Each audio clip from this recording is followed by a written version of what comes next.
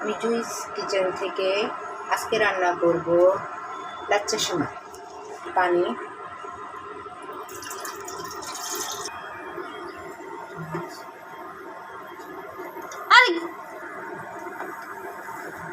দুধ দিব,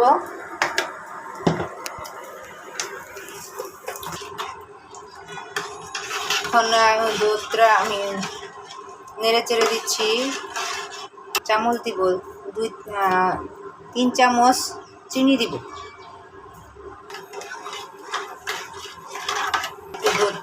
দুধ নাড়াচাড়া করতেছি।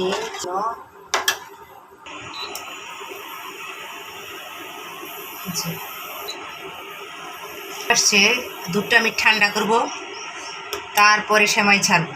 ওকে,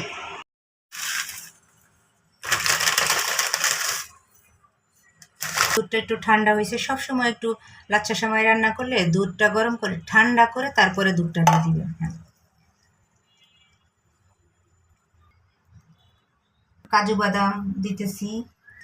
আপনারা যা, আমার কাছে বাদাম মনে নাই, বাদাম সবই দিতে পারবেন, আমার কাছে যেগুলো আছে সেগুলো দিতেছি। তারপরে কিশমিশ দিচ্ছি।